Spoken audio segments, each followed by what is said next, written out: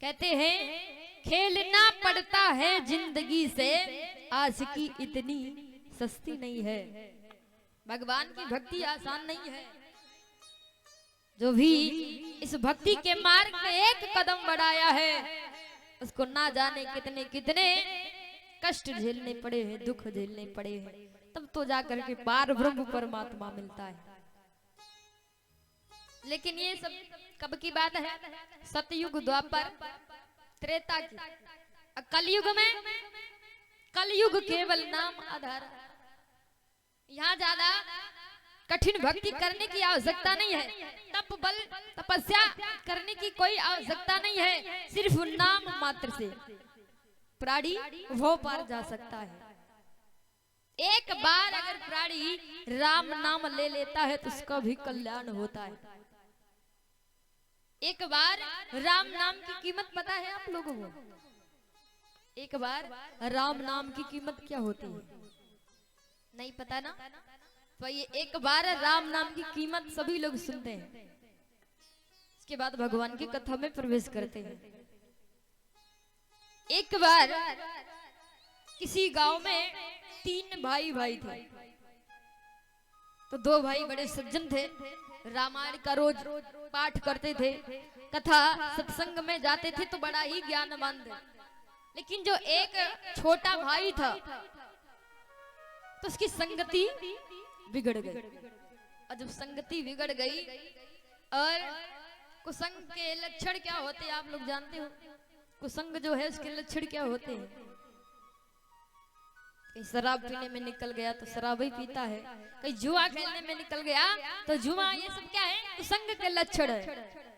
तो दो भाई बड़े सज्जन थे, बढ़िया रामायण का नित्य पाठ करते थे, सत्संग में जाते थे, कथा में जाते थे। लेकिन जो छोटा वाला था वो कुसंग के चक्कर में बेकार हो गया।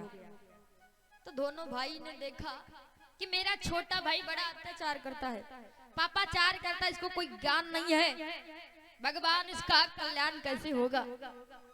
तो दूसरा कहता ऐसा है भाई, ऐसा करो किसी अच्छे संत महात्मा को बुलवा के अपने छोटे भाई को राम कथा श्रवण करवा दी जाए।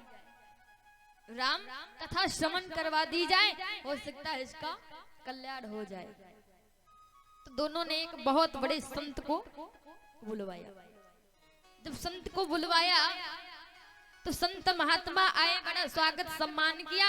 उसके बाद कहा, हे संत जी, मेरा भाई है, इसको कुछ ऐसा ज्ञान दो जिससे थोड़ा इसके अंदर भगवान की भक्ति आए। और भक्ति किससे मिलती है? प्रथम भगत संतन कर संगा और दूसर रति मम कथा प्रसंगा।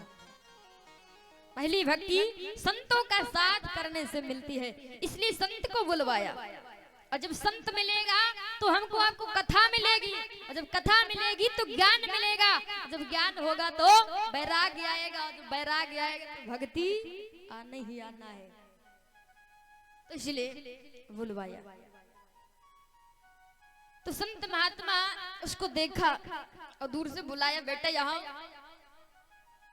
अब वो बहुत दूर से घूर रहा है, ये कौन होता है मुझे बुलाने वाला? बहुत जोर से घूर रहा। संत महात्मा बुला रहे, भैया यहाँ। कहता मैं क्यों आऊं? मैं क्यों आऊं? तुम खुद मेरे पास आओ। अब संत विचार के तो बड़ा ही बेकार है, बड़ा ही जड़ लड़का है। तो संत महात्मा स्वयं उसके पास गए, और स्वयं गए और उससे कहते हैं, बेटा बोलो राम नाम, बेटा बोलो राम नाम। कुछ नहीं बोला, बैठा है। अब संत कहता, बेटा बोलो राम नाम। तो वो कहता, चाहे मर जाए लेकिन ये राम नाम नहीं, चाहे मर जाऊं लेकिन ये नाम नहीं बोलूंगा। अच्छा, कहा चाहे मर जाऊं लेकिन ये नाम नहीं बोलूंगा। अब संत कहता, बेटा बोलो ना राम नाम, एक बार बोल दो सिर्फ। कहता नहीं। तो बार बार संत महात्मा ने कहा, बेटा राम नाम बोलो, बेटा राम नाम बोलो। एकदम से उसको क्रोध आया। कहता, बाबा तुम्हारे जैसे बाबा हर वक्त मेरी जेब में पड़े रहते, जहां से आए हो वहीं जाओ। अब संत को भी आई गुस्सा। अब संत एकदम से दोनों हाथ पकड़ के सीने पे लात रख के बैठ गया और एक चाटा उठाया और दोनों हाथ पकड़, बोलो राम नाम बोला, धाड़ से दूंगा। तब कहता बाबा चाहे मार डालू लेकिन राम नाम नहीं बोलूंगा। अब राम नाम निकल गया, चाहे मार डालो लेकिन राम नाम नहीं बोलेंगे। अब इसकी जुबान से एक बार राम नाम निकल गया। बाबा ने हाथ छोड़ दिया, बेटा मेरा काम हो गया, मेरा काम हो गया। अब संत महात्मा चले गए। अब धीरे धीरे जो उसने जीवन भर पाप किए थे, अधर्म किए थे, धीरे धीरे और भी अधर्म पाप कर्म करता है, लेकिन एक बार राम नाम बोला है। धीरे धीरे वो अपनी मृत्यु को प्राप्त हुआ। तो धर्मराज के वहां हमारा आपका लेखा जोखा होता है। जो हम कर्म करते हैं, जो पुण्य करते हैं, जो पाप करते हैं, हर एक हमारा आपका कर्म वहां लिखा जाता है। तो जब वो मृत्यु को प्राप्त हुआ, मृत्यु गति को प्राप्त हुआ, तो जब ये स्वर्ग को गया, इसकी जीव आत्मा स्वर्ग को गई, तो धर्मराज के यहाँ पत्रा पलटने लगे। धर्मराज जी जो उनके दूत लगे हुए हैं, तो कहा देखो इसने क्या धर्म किए हैं, क्या पाप किए हैं। तो जैसे खोला पत्रा तो सारे पत्रे में सब पाप अधर्म, पाप अधर्म, और लास्ट में लिखा है बाबा चाहे मार डालो लेकिन राम नाम नहीं बोलेंगे। पूरे जीवन में एक बार राम नाम बोला है। अब सभी दूत विचार करते, धर्मराज से कहते धर्मराज जी आप बताइए कि एक बार राम नाम की कीमत क्या होती है। इसने एक बार जीवन भर में एक बार राम नाम बोला है, तो एक बार राम नाम की कीमत क्या होती है। धर्मराज जी कहते भैया एक बार राम नाम की कीमत मुझे भी नहीं पता। तो धर्मराज विचार किए, ब्रह्मा जी ज्यादा राम नाम बोलते हैं और उनके पुत्र नारद तो हर वक्त श्रीमन नारायण नारायण बोलते हैं ना, तो चलो नारद को पता होगा। तो नारद के पास गए, और जब नारद बाबा के पास में गए तो नारद बाबा से पूछा कि एक बार राम नाम की कीमत क्या होती है। अब नारद बाबा भी फंसे। नारद बाबा कहते भैया हम कहते तो हैं श्रीमन नारायण नारायण, लेकिन मुझे एक बार श्रीमन नारायण या राम नाम का फल नहीं पता है क्या होता है।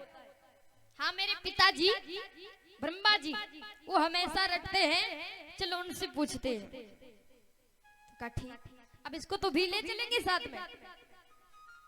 जिसने जीवन में एक बार राम नाम बोला उसको तो भी ले चलेंगे, तब तो उसको फल देंगे।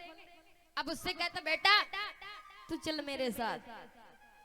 वो मृत्यु को प्राप्त हो गया, लेकिन उसकी जो आत्मा है वो जाने के लिए तैयार नहीं। नहीं जाऊंगा।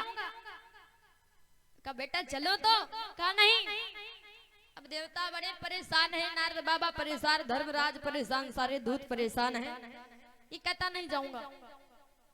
तो क्या क्या समझ, तो जो कर्मचारी थे बहुत बढ़िया सुंदर डोली तैयार की, बड़ी सुंदर पालकी तैयार की, जैसे पहले की दुल्हन जाती थी उसी प्रकार की बढ़िया सुंदर सी डोली। अब उस डोली में इस जीव आत्मा को बिठाया गया, और वो डोली जितने धर्मराज के दूत 3 और एक तरफ नारद बाबा, एक तरफ 3 दूत और एक तरफ नारद बाबा लेके जा रहे हैं कहाँ, ब्रह्मलोक में। अब जैसे ब्रह्मलोक के लिए चले तो ब्रह्मा जी ने दूर से देखा कोई डोली में आ रहा, इसका मतलब कोई महान धर्मात्मा आदमी आ रहा होगा, इसलिए डोली में वो भी नारद लिए आ रहे हैं। तो ब्रह्मा जी ने बड़ा स्वागत सम्मान में लगे, बढ़िया फूल पुष्प जो भी स्वागत के लिए तैयार किए, और जैसे पालकी को रखा एकदम से नारद बाबा पहुंच गए। पिताजी पिताजी मुझे एक बार राम नाम की कीमत बता दो। ब्रह्मा जी ने कहा बेटा इस डोली में कौन है। नारद बाबा कहते डोली में कौन है ये मत पूछो, मुझे तो सिर्फ एक बार राम नाम की कीमत पूछनी है। ब्रह्मा जी कहते बेटा राम नाम हम भी बोलते हैं, लेकिन एक बार राम नाम की कीमत क्या होती है मुझे नहीं पता। अब नारद बाबा बड़े परेशान हैं। नारद बाबा कहते पिताजी इसको मैं स्वर्ग से लेकर के आया हूँ, धर्मराज के यहाँ से लेकर के आया हूँ और मैं बड़ा थक गया हूँ। ऐसा करो पिताजी एक साइड में तुम भी लगो। अब एक साइड ब्रह्मा, एक साइड नारद और एक साइड धर्मराज के दो दूत। एक दूत चला गया क्योंकि काम है वहाँ और किसी का भी लेखा जोखा देखना है ना, इसलिए ब्रह्मा जी नारद बाबा और दो दूत लगे हैं और उस पालकी को लेकर के कहाँ चले। ब्रह्मा जी कहते भोलेनाथ बाबा हमेशा राम नाम कि राम नाम शिव सुमिरन लागे जाना सती जगत पति जागे। भगवान भोलेनाथ बाबा हमेशा राम नाम उच्चारण करते थे। तो कहा भोलेनाथ बाबा हमेशा राम नाम बोलते हैं, इसलिए भोलेनाथ बाबा को पता होगा, चलो कैलाश पर्वत पे चलते हैं। तो ब्रह्मा जी नारद दो उनके गढ़ धर्मराज के लेकर के पालकी चले कहाँ, कैलाश पर्वत पे। बहुत दूर ऊंचाई कैलाश पर्वत है। चलते चलते चलते चलते ब्रह्मा जी नारद बाबा दोनों दूत बड़ा परेशान हो गए और जैसे दूर से देखा भोलेनाथ बाबा ने कि कोई पालकी में आ रहा, बड़ा इधर महात्मा आदमी होगा। अब भोलेनाथ बाबा भी स्वागत में लग गए, स्वागत में लग गए। अब जैसे पालकी पहुंची कहा ब्रह्मा जी इस पालकी के अंदर कौन है। अब ब्रह्मा जी लंबी लंबी सांस लेते हुए पहुंचे, प्रभु प्रभु ये मत पूछो कि पालकी में कौन है, मुझे एक बार राम नाम की कीमत बता दो। अब भोलेनाथ बाबा कहते देखो ब्रह्मा जी हम भी राम नाम तो हमेशा रटते हैं, 24 घंटे रटते हैं, लेकिन एक बार राम नाम की कीमत क्या होती है मुझे नहीं पता।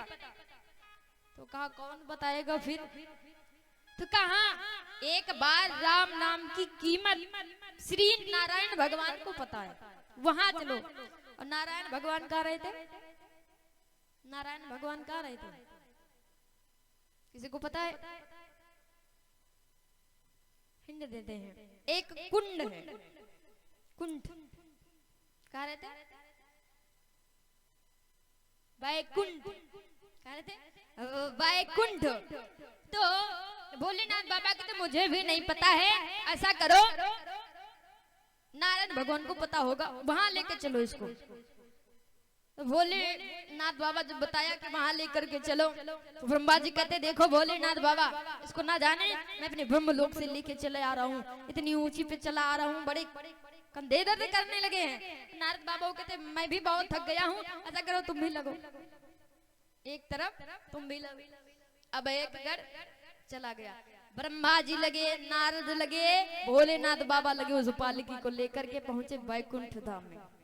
और जैसे बैकुंठ धाम में पहुंचे, जैसे पालकी रखा, विष्णु भगवान ने देखा कौन भाई धर्मात्मा है जिस पालकी को ब्रह्मा जी भोलेनाथ बाबा नारद और धर्मराज का एक दूत ले आया है, तो इसका मतलब ब्रह्मा भोलेनाथ बाबा से भी बड़ा होगा कोई। विष्णु भगवान पूछे भोलेनाथ बाबा से प्रभु इसमें कौन है। भोलेनाथ बाबा कहते हैं प्रभु ये ना पूछो कौन है, एक बार राम नाम की कीमत बता दो बस। ये बड़ा दुष्ट है, बड़ा दुष्ट प्राणी है, जिसने जीवन में कोई पुण्य नहीं किया है, कोई धर्म नहीं किया है, पाप ही किया है, अधर्म ही किया है। जीवन में एक बार भी भगवान का नाम नहीं, सिर्फ इसके पन्ने पे एक बार राम नाम, कि बाबा चाहे मार डालो लेकिन राम नाम, तो एक बार राम नाम की कीमत बता दो प्रभु।